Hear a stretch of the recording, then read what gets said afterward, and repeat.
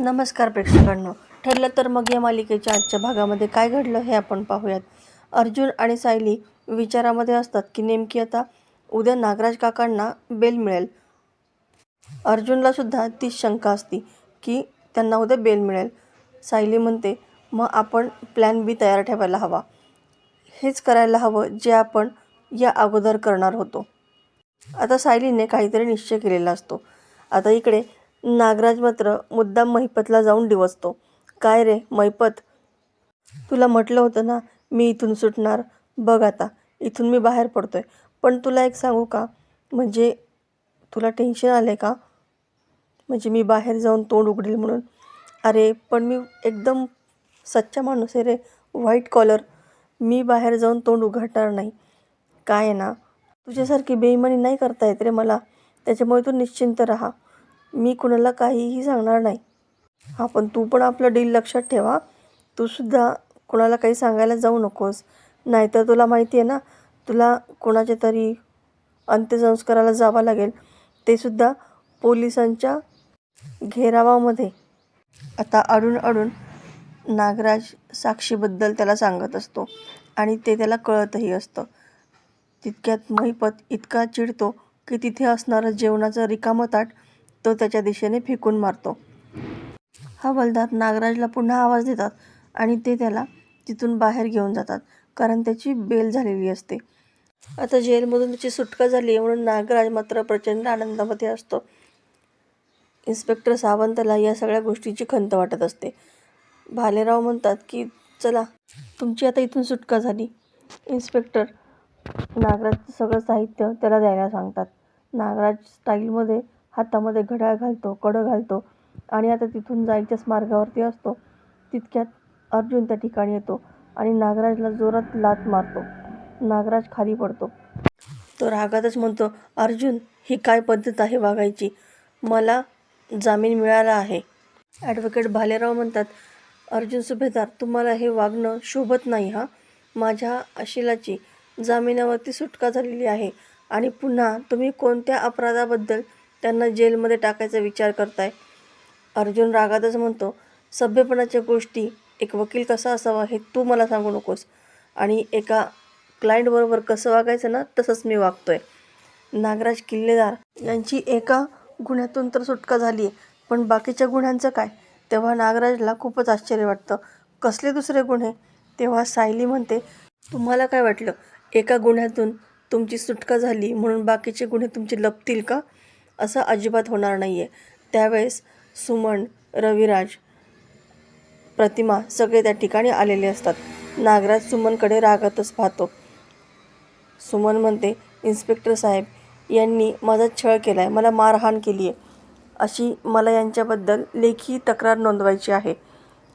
Inspector Sawant म्हणतात, तुम्ही याबद्दल लेखी तक्रार नोंदवू शकताल का? तेव्हा सुमन म्हणते, हो, तुम्ही फक्त सांगा कुठे सही करायची आहे, मी सगळं लेखी द्यायला तयार आहे.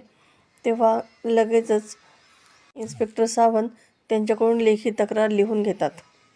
नागराज म्हणतो, मला आत्ता कशी बेल मिळाली ना, तशीच मला या गुन्ह्यासाठी सुद्धा बेल नक्कीच मिळेल. तेव्हा अर्जुन म्हणतो, ॲडव्होकेट भालेराव तुम्ही तुमच्या आशिराला सांगितलं नाही का की कौटुंबिक हिंसाचाराची, डोमेस्टिक व्हायलन्सची केस काय असते ती? एखाद्या महिलेने जर डोमेस्टिक व्हायलन्सची केस टाकली तर त्या व्यक्तीला कधीही जामीन मिळत नाही. तेव्हा नागराज वकिलाकडे पाहतो आणि वकील म्हणतो, हो, असा गुन्हा दाखल झाल्यानंतर त्या व्यक्तीला बेल मिळत नाही. आता नागराज म्हणतो, अर्जुन तू हे मुद्दाम करतोयस ना, सगळं ठरवून करतोय. तुला मी इथं जेलमध्ये सडत पडलेला पाहायचं आहे ना, त्याच्यामुळेच तू हे असं सगळं करतोयस. सायली म्हणते, असं अजिबात नाही आहे. तुम्ही जे गुन्हे केलेत ना, त्याच गुन्ह्यांची तुम्हाला आता शिक्षा मिळणार आहे. एका गुन्ह्याची शिक्षा नाही मिळाली म्हणून काय झालं, पण एका स्त्रीला तिच्या मनाविरुद्ध हात लावणं हा एक हिंसाचाराचाच प्रकार आहे आणि तो गुन्हा तुम्ही केलेला आहे. नागराज नाही होऊन पडतो, मी एकदा सुमनला काय मारलं, तुम्ही तर लगेच सगळे आरोपच करायला लागले. सायली म्हणते, एकदा काय आणि अनेकदा काय, मी स्वतः त्यांच्या पाठीवरचे वळ पाहिलेत, हातावरच्या जखमा पाहिल्यात आणि तरीसुद्धा तुम्ही खोटं बोलताय. आता तर सायलीचा चांगलाच पारा चढतो आणि ती डायरेक्ट नागराजला अरे तुरेच बोलू लागते. तुला या सगळ्याची शिक्षा मिळणारच. नागराज पुन्हा कांगावा करतो. ही सगळं खोटं बोलतीये. प्रतिमा म्हणते, खोटं बोलतीये? अहो कितीतरी वेळा पाहिलं मी तुम्हाला हात उचलताना सुमनवरती. रविराज म्हणतो की याने जे काही गुन्हे केले आहेत ना, त्यातून त्याची कदाचित सुटका होऊ शकेल, पण या गुन्ह्यातून त्याची कधीही सुटका होणार नाही. आणि मी स्वतः पाहिलेलं आहे त्याचं हे वागणं, सुमनबद्दल जे असणारे त्याचं बिहेवियर सगळं पाहिलं आहे. आणि आमच्याकडे नागराज पुरावेसुद्धा आहेत आणि साक्षीदारसुद्धा आहे. सुमन स्वतः साक्षीदार आहे. आता मात्र नागराजची चांगलीच बोलती बंद झालेली असते. अर्जुन म्हणतो, ही गोष्ट माझ्या बायकोला सुचती. तिनेच सांगितलं की आपण हिंसाचाराची केस टाकूयात म्हणून. तिने सुमन काकीला सुद्धा धीर दिला की ती तुझ्यासमोर ठामपणे उभी राहू शकेल. आता इन्स्पेक्टर नागराजला घेऊन जायला सांगतात. तेव्हा नागराज म्हणतो, पण मी काहीच केलं नाही आहे. तो ॲडव्होकेटकडे विनवण्या करू लागतो. पण अर्जुन त्याच्यावरती जोरातच ओरडतो की आता तुझी नाटकं बंद करायची. तू आता या गुन्ह्यामधून कसा बाहेर येणार नाही आणि जास्तीत जास्त शिक्षा तुला कशी होईल ना, हेच मी आता बघेल. तेव्हा अर्जुनकडे नागराज खूप रागात बघत असतो. सायलीसुद्धा त्याला चांगलीच सुनावते. ती सुमनला म्हणते की सुमन काकू, आता ती वेळ आली आहे. तुम्ही या नागराजच्या डोळ्यात डोळे घालून त्याला ठणकावून सांगा की कुठलीही स्त्री, पत्नी ही त्याची मालमत्ता नाही आहे. आज झालेली ही शिक्षा संपूर्ण पुरुष जातीसाठी एक उदाहरण ठरणार आहे. प्रतिमा म्हणते, सुमन तू इतकं धाडस दाखवलं आहेस, आता कशाला घाबरतीस तू? जा, समोर जा आणि सांग त्यांना ठणकावून. तेव्हा सुमन नागराज समोर जाते. खूप घाबरत असते, पण अचानकपणे सायली आणि प्रतिमाच्या शब्दामुळे तिला बळ येतं आणि ती नागराजला ठणकावून सांगते की तुम्ही जे वागलात ते चुकीचं वागलात आणि तुम्हाला याची शिक्षा मिळणारच आहे. आणि तुम्हाला शिक्षा मिळवून देण्यामध्ये सायली आणि प्रतिमा वहिनींच्या पाठीशी मी खंबीर उभी आहे. आता इन्स्पेक्टर नागराजला घेऊन जायला सांगतात आणि तो पुन्हा जेलमध्ये येऊन बसतो.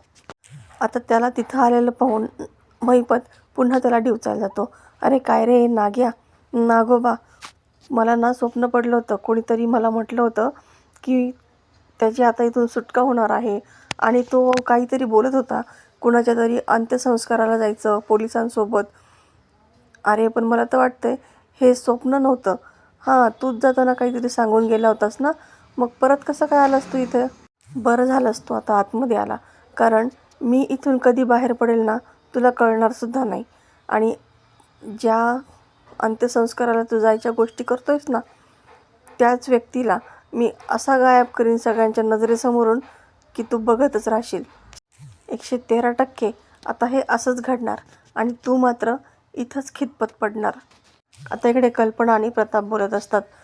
अर्जुन नेहमी त्याच्या कामामध्ये असतो, केसमध्ये गुरफटलेला असतो आणि सायली घरकाम करते, उरलेल्या वेळामध्ये त्यालाही मदत करते. म्हणावं असं त्या दोघांना वेळच मिळत नाही आणि ते दोघंही ठरवतात त्याप्रमाणे विमल दुसऱ्या दिवशी सकाळी सायलीला कुठलंच काम करू देत नाही आणि सांगते की वहिनींनी मला सांगितलं आहे तुम्हाला कुठलंच काम करून द्यायचं नाही आणि तुम्हाला आणि अर्जुन दादाला दोघांनाही त्यांच्या खोलीमध्ये बोलावलेलं आहे. आता सायलीला प्रश्न पडतो, अचानक काय झालं? आईंनी का बरं आम्हाला दोघांना तिकडे बोलवलं असेल? तर प्रेक्षकांनो, येणारे भाग अतिशय रंजक आपल्याला पाहायला मिळणार आहेत. अशाच मालिकेचे नवनवीन व्हिडिओ अपडेटसाठी चॅनलला सबस्क्राईब करा. नोटिफिकेशनसाठी बेल आयकॉन अवश्य दाबा. व्हिडिओ पाहिल्याबद्दल धन्यवाद.